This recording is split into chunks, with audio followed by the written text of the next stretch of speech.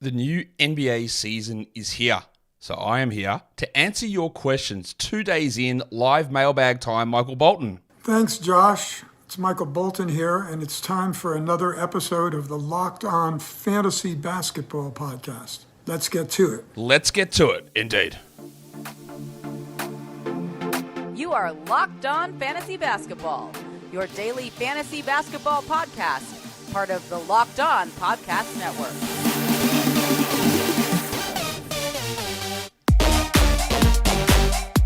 Hello and welcome to the Locked On Fantasy Basketball Podcast, brought to you by Basketball Monster. My name is Josh Lloyd, and I am the lead fantasy analyst at basketballmonster.com. And you can find me on Twitter, as always, at redrock_bball, on TikTok, at redrock_bball, and on Instagram, at Locked On Fantasy Basketball. Today's episode is brought to you by Dave. Download Dave today at dave.com/LockedOnNBA. You can get up to $500 in 5 minutes or less. No credit check, no late fees. Thank you also for making Locked On Fantasy Basketball your first listen every day. We are free. We are available on all platforms. Okay. How are you all going? How is everybody traveling over here? How is the morning going? How do your fantasy teams go? We are all here ready to, I am here. I hope you guys are ready for stuff as well, but we'll find out, won't we? Because we are ready to crack on. With the Mailbag show, which is what we do at this time every week, we might as well just get straight into that right now. And we'll get through these questions and just see what sort of questions. Now, I do generally try to prioritize the questions that aren't, super team specific. Choose one. What do you think of this trade? Like, I'm not going to do that. It's not as interesting for most people. So if there's things that are, more portable across multiple people, then I'll do it. Isaac Smith says, is this premiere actually live? No, it's live, mate. That's how I'm reading your questions. The mailbags always go live every time. So do the pregame shows, obviously. Luke O'Callaghan says, I just picked up Derek Lively and Jaylen Johnson. In result, I have no streaming position. Would you recommend holding both or freeing one for a streaming spot? No, you hold them. This is what we talk about in these early weeks. Like, you use this time to attack these options that appear on the waiver wire. You grab them. If you don't have streaming for this week, it doesn't matter. All right, it is totally okay. If you lose the week because of streaming, it doesn't matter. Because what might happen is you might see that Jaylen Johnson goes back and plays 20 minutes next game. Or Derek Lively goes back and stays on the bench and plays 18 minutes, you go, well, that's not actually going to work. Or someone else on your team sucks, or someone else on your team gets injured. So you grab the, because it's very unlikely to find these weird rotation-y sort of pickups, although both Jaylen and Lively should have been drafted in every league, but obviously they weren't in yours. So you grab them, you hold them, and then you just see what develops over the next couple of days. What is Xavier Tillman's value on Santi Aldama returns? I have been very adamant about this. I don't think Aldama really impacts him. Aldama does not play center, and the Grizzlies also don't want Jaren Jackson to play center. So while Tillman might not play 34 minutes, he's getting 30. I don't see how he doesn't. Aldama does not really, I don't think, impact Tillman. Remember, they also didn't play any sort of backup center yesterday at all. I mean, they played Jaren as the backup. That's it. No Kenny Lofton, nothing. So Aldama can come in very easily and take David Roddy played 28 minutes. There you go. That's exactly what can happen. Drop Sexton for Jaylen Johnson. Yeah, no problem with that whatsoever. Jaylen Johnson or Okongwu? It's still Okongwu. It was a bad game from Okongwu yesterday, but it is still Okongwu. Isn't Bilal just Delon Wright, defensive specialist with same expected minutes? Yeah, the difference is one of them is 19, the other one's 30, and this team's going nowhere, so hopefully the prioritization eventually would be Bilal.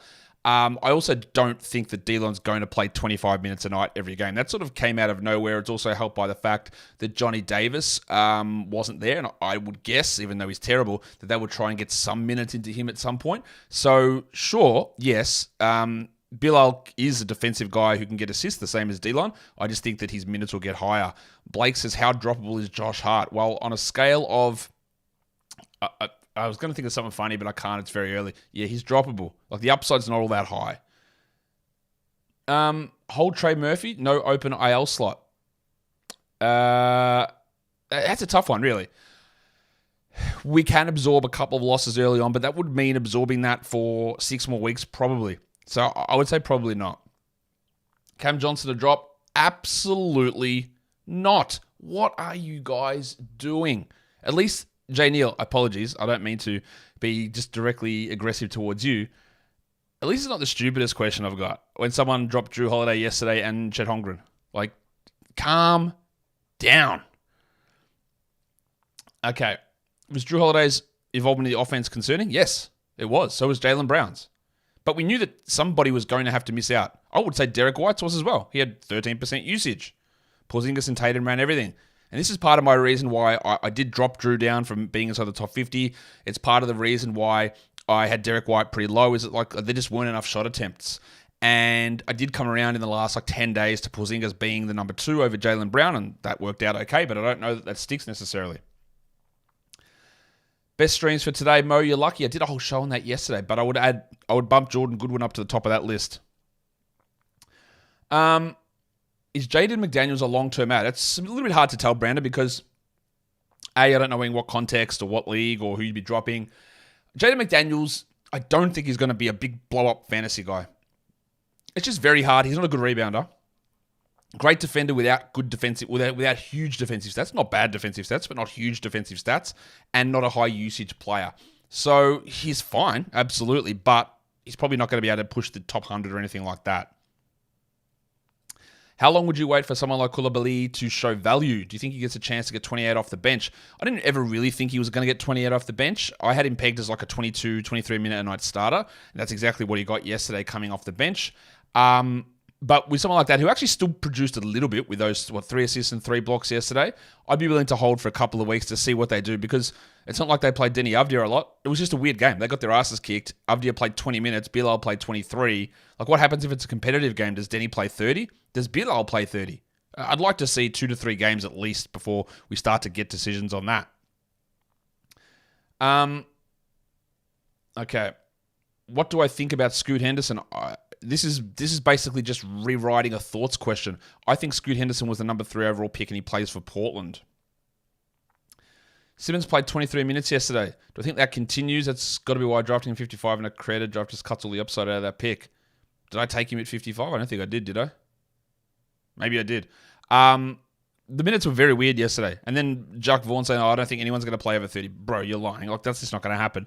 But both him and Didwoody played 23 minutes, and they just ran with Cam Thomas for an extended stretch, and then didn't play Cam Thomas at all in the second half until like late into the fourth quarter. So the rotations, I think Jacques Vaughn might very quickly veer into one of the worst coaches in the NBA.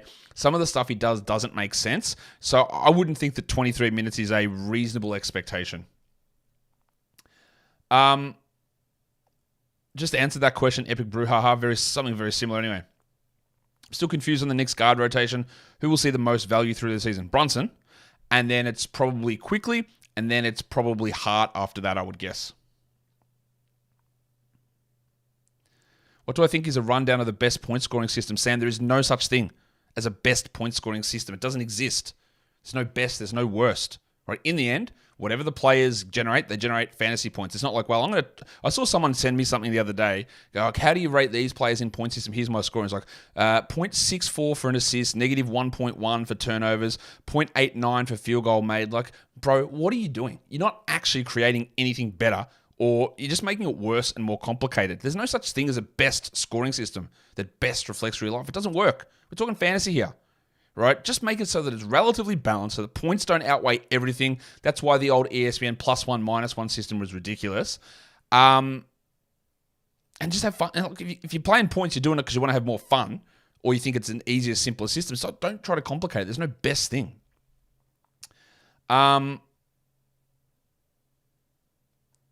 Richard Max says, is Max Strus must roster in deeper leagues? Yes, 100% in deeper leagues. He is a must roster player without really any question without it, I wouldn't think. Get back to you guys in a second. Today's episode is brought to you by a new sponsor over here, and that is Dave. At one time or another, you need a little financial help. All of us do. That's why Dave is great. Dave can get you cash when you need a hand between paychecks and can help you build credit by settling extra cash advances on time. Finances can be intimidating, so that's where Dave comes in to help manage your money. Dave is the banking app that's leveling the financial playing field. When you download Dave, you can get up to $500 in 5 minutes or less. No credit check, no late fees. It's part of Dave's extra cash account. Advance the money that you need with no interest and then settle up later. You can even build credit when you settle up on time. Millions of people have already downloaded the Dave app to make their finances easy. So if you're in a pinch, get the help you need by downloading Dave. Download Dave today at dave.com/lockedonnba. That's dave.com/lockedonnba. That's DAVE, in case you can't understand my accent. You could get up to $500 in 5 minutes or less. No credit check, no late fees. Download the Dave app now or go to dave.com/lockedonnba. For terms and conditions, go to dave.com/legal. Eligibility criteria and instant transfer of fees apply. Banking services provided by Evolve, member FDIC. Today's episode is also brought to you by Jase Medical. The Jase case is a personalized emergency medication system so that when you are in a situation where you need medications, which we all hope we're never in, Jase is there for you. There's so much stuff that goes on in the world. There's earthquakes, there's landslides, we saw the fires in Hawaii, there's hurricanes hitting Florida all the time. There's always something going on, and sometimes you don't have access to that medical care that you need. That's where the Jase case comes in. They've also got gift cards now, so you can buy a gift card for a family member so they can get a Jase case of their own. Go to jasemedical.com, get yourself this life-saving antibiotic kit, which you can customize as well. And if you enter the code LOCKEDON at checkout, you get a $20 discount on your order. The promo code is LOCKEDON at jasemedical.com.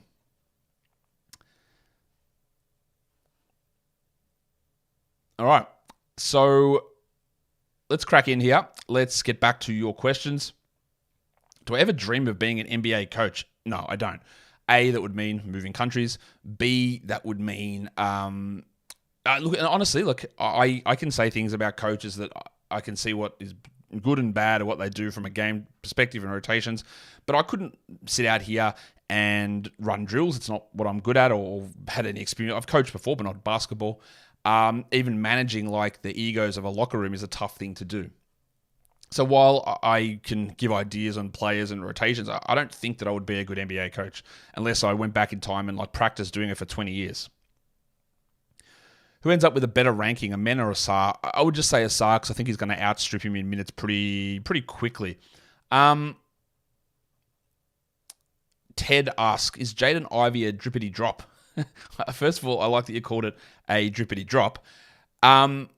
That's going to depend a little bit. Now, there are some that might look at this, and I know I talked with Matt Smith about this, about something the other day. Yesterday, I think it was.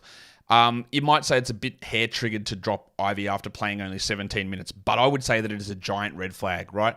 We had no Bojan Bogdanovic, no Monte Morris, and he still played 17 minutes. He came off the bench in basically every preseason game, and when they needed things to happen with players out, they didn't use him.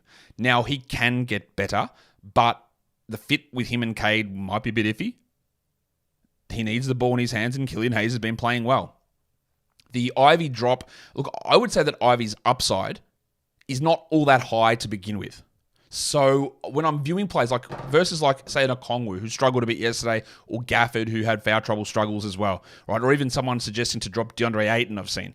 They struggled yesterday, right? But you look at that and go, well, if they do figure it out, top 50, top 70, top 80, whatever, that's pretty good. If Ivy gets back and starts, what is he, top 130? Like, doesn't really matter that much. Like, it's fair to say that Ivy will be better than what happened yesterday. Like, that is very easy to say. 4 points in 17 minutes? We can all say that. But his best case scenario, is it even good enough to bother with? And I would say that when we're trying to balance all the probabilities, the answer is no.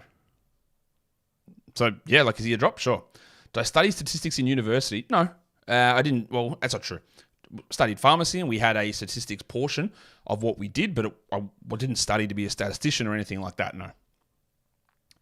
Would I rather Lively or Okongwu? I would rather Okongwu.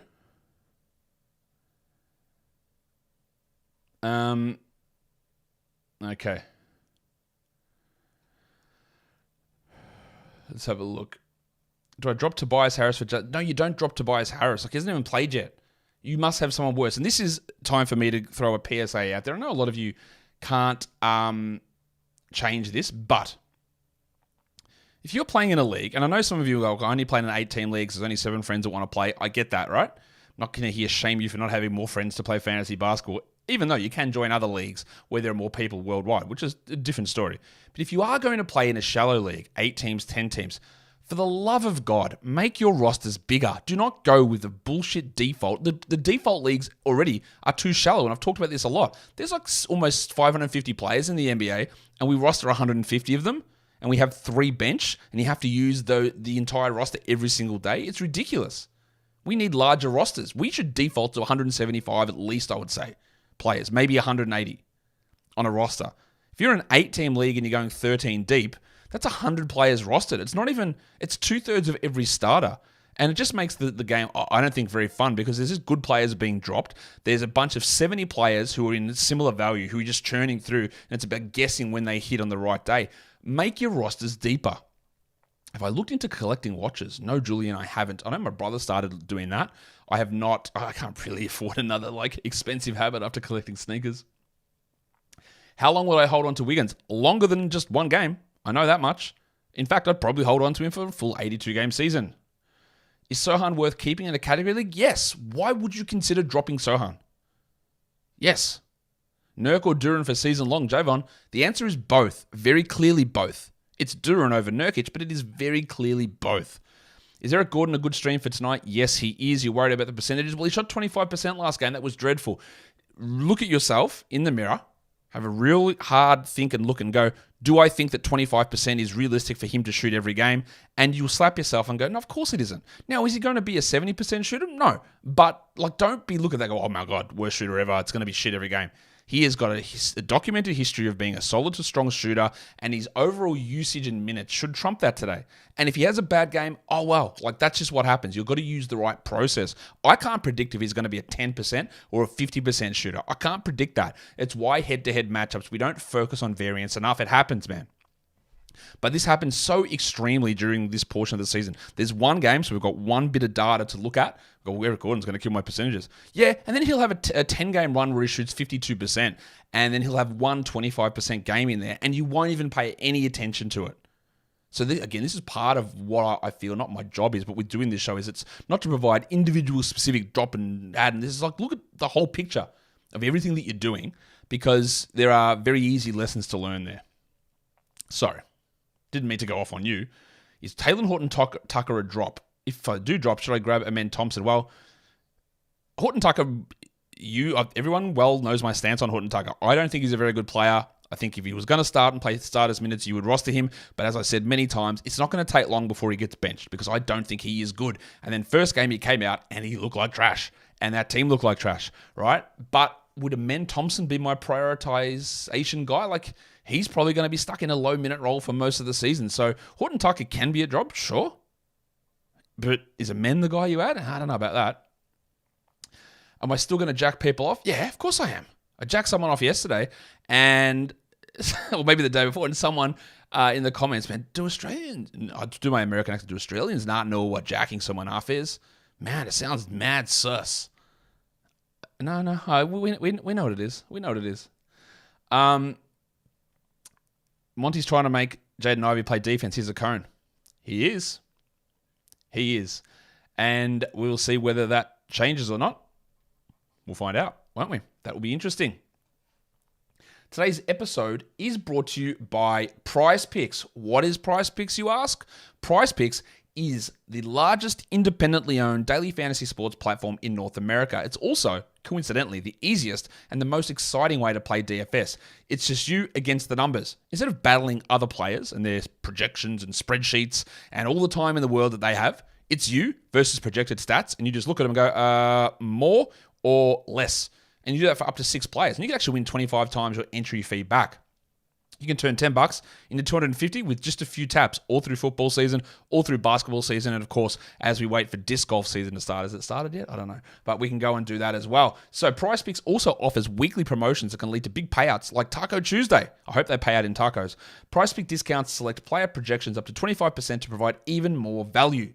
So go to prizepicks.com/LockedOnNBA and use the code LockedOnNBA for a first deposit match up to $100. That's prizepicks.com/LockedOnNBA. The code is LockedOnNBA. Get your first deposit match up to $100.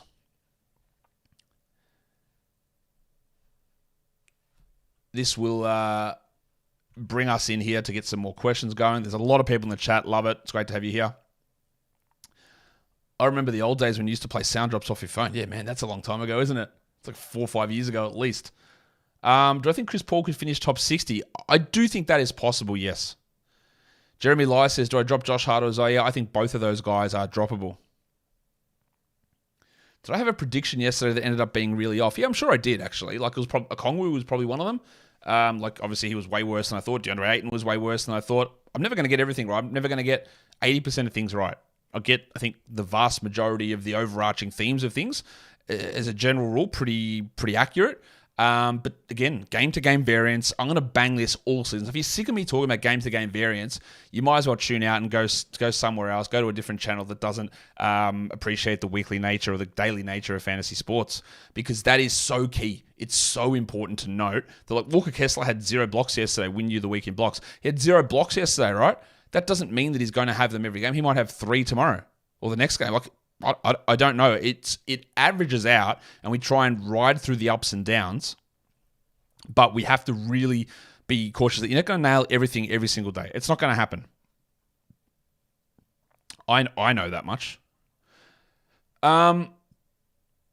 What do I think about the minutes management will be between Fultz, Anthony, and Suggs? How will it impact their value? Well, I think it's relatively clear that it'll be Fultz playing 30, Cole plays 27, Suggs plays 25. I don't see any other way they do it. Suggs might sometimes push to 28, but that's how... Yesterday was just an absolute ass-kicking, so the minutes are a bit all over the place, but that's how I think they go. And I think that probably makes Suggs a droppable guy if there is someone you want to go and add. What do I have? End of season ESPN points league for Walker Kessler. I don't know what that means. Was a bit concerned yesterday. As you should, as you're well aware. I was down on him. Is Dennis Schroder's performance real? Like, it's real in terms of, yes, he played and he started. Is he going to score like 20 a night? No, he's not. But he's in a really strong role and he should be rostered. Okay.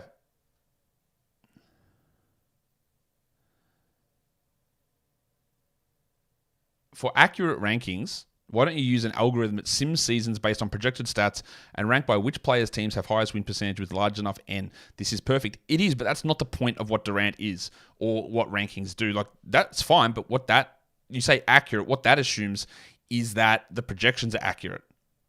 Now, I've looked into doing it this way as well, and I think there is validity into looking at projections that go, which player actually contributes the most wins. And I did actually do some work on this, and interestingly, I think one of the guys that came out on top when I did this was like AD, Embiid, Giannis, and Jokic were the top 4 players in terms of sizable category wins against a team of average players. I need to do more work on it, but it's not going to give you accuracy necessarily, because the projections have to be right for that to be the case. Part of my thing with Durant was not as much for forward projections, but more for looking back on the value that a player provided to when we can go in and say, well, this guy was actually the 12th best player. I'm not sure that's true, right? So that's sort of how we can value that way. But there is value in what you're saying, and I have started to look into it, but it probably won't come to fruition more until next season, where I do more of that plus game-to-game variance, 2 things that I really looked into a lot this last month or so. Is Brogdon worth a hold in a points league? Again, you got no context. You're in a 15, 16, 30, 80 team league. I got no idea. In a 12 team league, I wouldn't be relying upon Malcolm Brogdon to score 20 points in 21 minutes again. And I don't think he's a particularly strong points league guy. RS Day says, how am I feeling about Cade's health this season? Exactly the same as I'm feeling about anybody else's health. I cannot predict injuries. I cannot predict health. There is no real reason for me to... I'm just going to move that chat box up. I didn't realize it was so low. There's no reason for me to have any level of concern at this point. Where do I project Mark Williams in ESPN points? All my projections over are on Basketball Monster, but he is, if I go and have a look... Again, the rankings, like, people just over-obsess about what number is a guy ranked. In the end, the guy that... Let's have a look, right? And I'll tell you how my projections look. And we can get an idea. So I've got Mark Williams at 81 in ESPN points. He had, what do you have yesterday? 46 fantasy points, so obviously huge.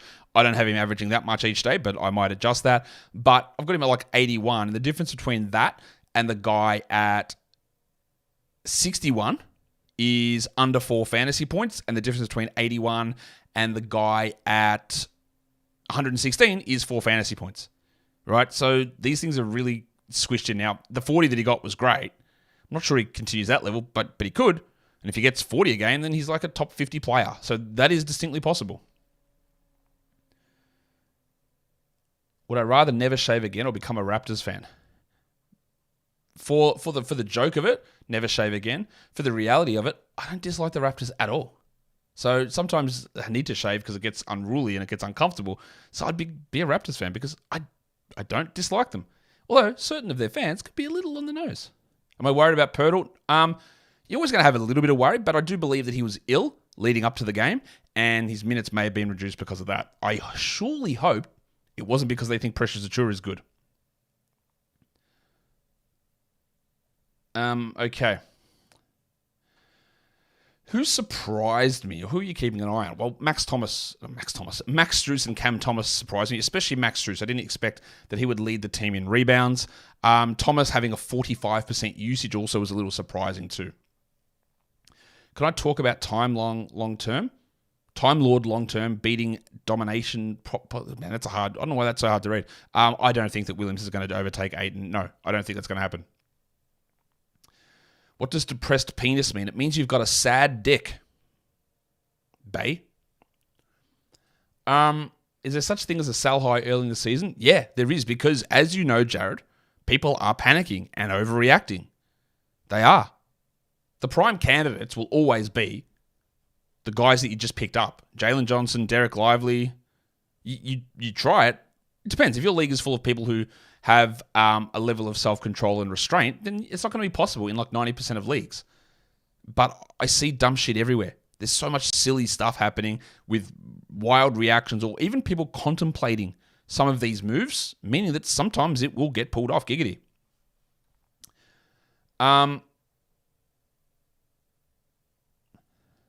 Is it acceptable to drop Sohan for Jalen Johnson? Your rest of season projections show Sohan for JJ is a no-brainer.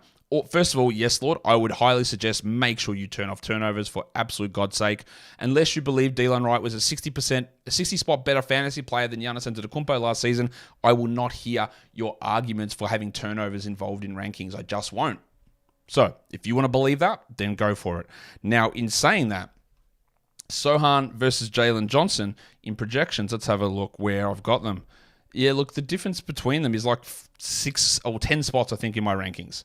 So I did move Jalen up a little bit, but I don't know that he's going to play 29 minutes every game. These are both top 110 type of players. So again, that's, yeah. You got to look at that. Surely you might have someone better to drop or worse to drop. Locked On Fantasy Basketball Bowl managers are complaining on the player cap per position. Thoughts? Bad luck. I'm not changing it. People just hate anything that's different. Like, God forbid we ever try to improve the game of fantasy basketball. You will get used to it. If you don't, I'm sorry. Like, that is the rules. It's the way it's been the whole way through. It's just the way it is. Complain about it. It's not changing.